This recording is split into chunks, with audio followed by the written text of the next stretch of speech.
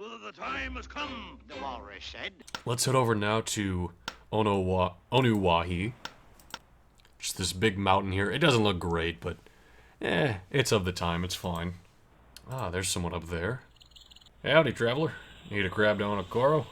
Awful dark in there, but Puku knows the way. Heard there's another Elsa race coming up. Make sure you catch it if you're in town. What race are you talking about, man? Well, the Elsa crabs are strong and loyal. They help us with many things here, from mining to transportation, but mostly racing. I'm usually at the track, but with all the problems these days, there isn't much time for it. Oh, of course, there's problems here in Onu-Koro as well. So who is Puku, then? This little Ussel crab, you're telling me, will lead me into Onu-Koro. Well, Puku's a retired racing crab. Used to belong to none other than Apu himself. Took the title 3 times with him. She's a bit long in the tooth now, but still fast. Onu-Koro's the great undercity of Onu-Wahi, where the mines sink as deep as Mount Ihu is tall. The wise winnower rules here. Alright, we'll see you later, Mr. Actually, he doesn't have a name. Oh, there's the entrance to Onu-Koro, and we can walk through here, like clicking through each individual screen, but I'm not going to do that. It's very dark, and it'll take a while, so instead, we're just going to ride Puku here. And we're sent through right away. This skips so many screens, which if you're on an old computer, like this came out on, the loading screens were a lot longer, so it's certainly nice that you have that option. Hello there. The atmosphere here in Onu-Koro was great too, just the lights and the humming, but not really any music. The dripping, I mean, the atmosphere in this game's so good, you guys don't even know. You there, fetch those saddles, and we need more discs. Step to it. Try and stay out of the way, traveler. We're organizing our patrol. With all the lights out in Onu-Koro, the Rahi have stepped up their raids. Who are you? Onapu, at your service. I'm champion of the famous Onu-Koro and Usselry Regiment, champion of Ussel Racing, and special aid of Winnewa, our great Turaga. So yeah, there's some Kofujaga, which is a type of Rahi, invading the tunnels of this town, mainly because there are no more light stones about. We can get more into that over here. This is Turaga Winnewa's hut. There he is himself, and unfortunately, unlike before, we can't just come up and talk to the Turaga. He's dealing with his own problems right now. First, we got this guy right here. Turaga Winnewa, I will not tolerate this kind of delay. The trade guilds have contracts with 4 of Pokoro's most influential artists. I understand that, and I'm doing everything I can. The current torches are being used to light the stone quarries now. Those deliveries will be made. The Kofujaga are not afraid of torchlight. And what of the Protodermis? And what of the Lake Koro Highway? It was to be finished months ago. My caravans refuse to travel through the south until it is complete. The Likorans will have to come trade at our market until it is finished. Then try, Turaga, but they can no more come north than we can go south. What of Onua? Is he doing nothing to help Onu-Koro? Onua did not descend from the heavens to help your prophets, Guildmaster. Without a fresh supply of lightstones, we cannot light the digging site. Have you been able to continue the tunneling at all? Yes, but we're working at about 25% capacity. It's too dark down there to work safely. Tepu says he can dig by torchlight without difficulty. Tepu is very stubborn and strong, but he is slow even when he has a team of diggers to help him. One Tohunga cannot dig a tunnel to Lake Koro. Foreman, until we repair the flood damage, there is little I can do. Turaga, the mining guilds have hit an underground rock layer that they cannot break through. What is the layer made out of? Our prospectors believe it to be rock, but it has a higher organic levels than any material composite we've seen.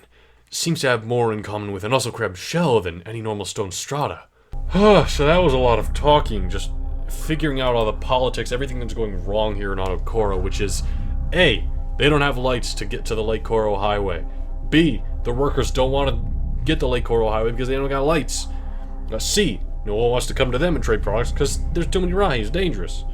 And D, there is a rock layer where they get their Protodermis, which apparently has some organic layer they cannot break through. And the other thing which they didn't quite explain there is that, well, they said they're flood, but yeah, there was a flood of lava leading to their Protodermis supply that they can't get past. So, there are quite a lot of issues here in Pokoro right now. There's a few traders here, not Pokoro, Onu-Koro. But yeah, Onu-Koro is meant as a bit of a trading hub, but right now things aren't going too well, and we gotta fix it, because that's why we're here, ladies and gentlemen. First, let's go ahead and investigate this strange rock layer that Winnewa was talking about just past here. Hey there, Mr. Prospector. Have you brought word from Winnewa? Has he figured out how to get through this rock layer? Alright, well, we already know about the rock layer. We already know what Widowo would be bringing word of, but man, this place is dark. But let's go ahead and take this elevator down to see this rock layer for ourselves.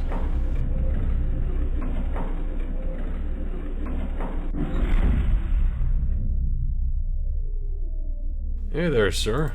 That strange disc on the ground is the only feature this rock layer has. If I knew an astrologer, I'd sure have a few questions for him. Well, guess what, sir? I know an astrologer in Gakoro.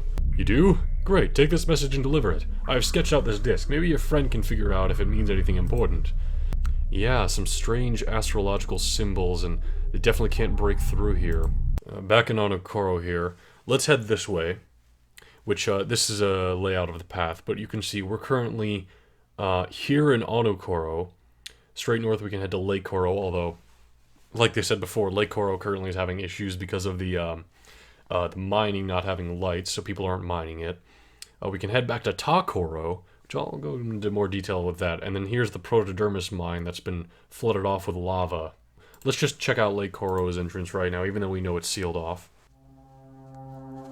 Yeah, I actually don't know what these signs say, but these guys are protesting because they don't have lights, they don't want to mine, they don't have as many other workers helping them, but one Matoran over here, by the name of Tepu, is still going at it.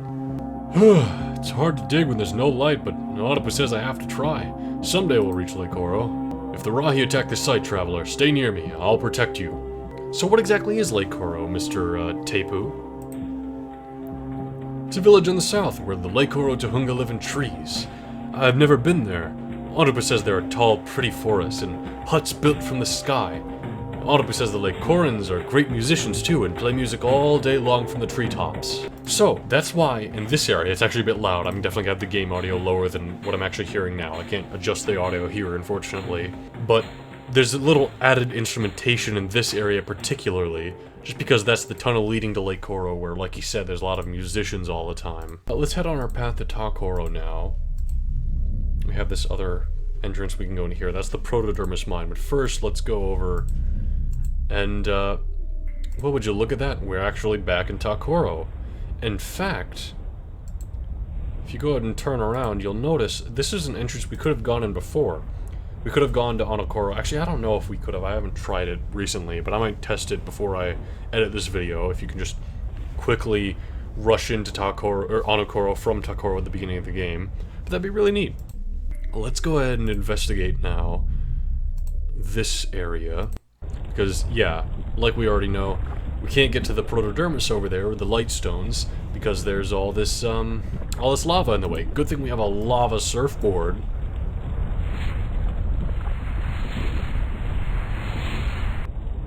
And so we made it to the other side.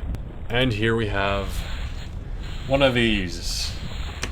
So these are the light puzzles where, you know, you click and then the lights around it go on, but the ones that are already lit go off, that sort of thing. I'm absolutely terrible at these. I'm sorry. But hey. We'll figure it out eventually.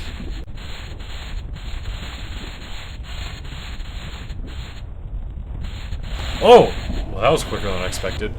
Okay, we did it. That's usually just luck for me. I just click about.